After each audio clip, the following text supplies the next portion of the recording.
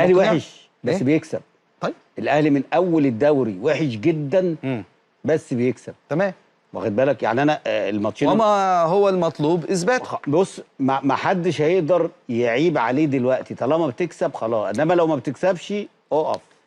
حسين الشحات يكمل ولا يحترف ولا يطلع بره ولا يمشي؟ لا اسال السؤال ده لكولر مش ليا. لا انت بخبراتك. لا وانا عضو مجلس اداره ولا انا لا انا مدير بتكلم فني؟ على فنيات، ما بتكلمش. لا فنيات يلعب على محمد هاني ويلعب على اكرم باك رايت لو انت عايز الشحات. لو انت عايز تستفاد منه. ما تلعبوش تحت الفيرود ناحيه الرايت. بص النادي الاهلي لما جابه كان جايبه من المقصه وهو بيلعب ايه؟ لا هو مش جايبه من المقصه خالص. لا لما من كان العين. لا اما كان بيتعاقد معاه قبل ما يروح العين كان بيلعب هاف رايت. باك رايت. ماشي هاف رايت باك رايت مع العين. لا بص مع العين. لا ماليش دعوه بالعين. ما انا بقول لك اهو، ما هو جايبه من العين عليها حارس. طيب اسمعني بس. لا ده خلي بالك فريق العين انا بشجعه في الامارات. العين عليها حارس اوعى. بص يا حبيبي انا بقول لك لما كان عامل الشغل وكان في عز التوهج بتاعه كان في المقصه باك رايت صانع لعب. وكان بيلعب في الحته دي ان هو ايه بيجي هو المفتاح اللعب بتاع الفرقه كلها. فاكر انت جونيور في تيم البرازيل 82 طبعا كان في سقراط وزيكو كان طاير واخد. لا بس ما بيتحركوش الا لما ده يجي من ورا بالظبط يبدا يمسكهم كوره وكل واحد بقى بيعيش.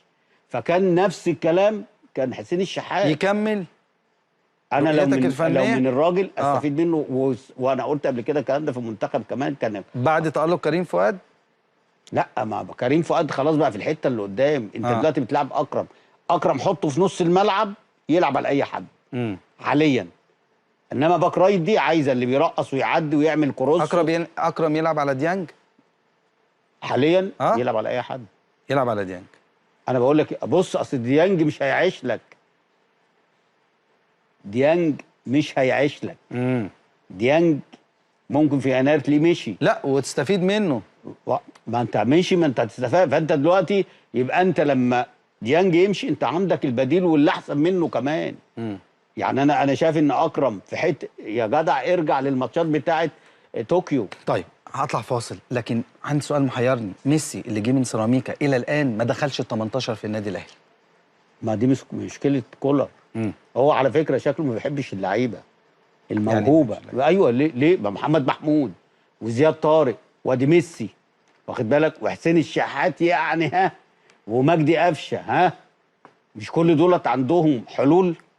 ما بيلعب طب ما بيلعب بيرسي تاو وجايبه من بعيد وعنده حلول. لا بيرسي تاو عشان عامل مشاكل وعايز يمشي هو انما انا بكلمك دلوقتي يعني زياد طارق ما يقعدش، محمد محمود ما يقعدش، ميسي ده ما يقعدش.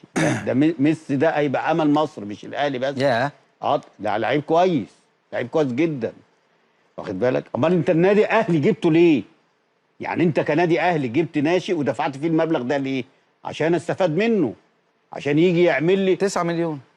ايه يعني 9 مليون؟ هو 9 مليون ايه؟ 9 جنيه؟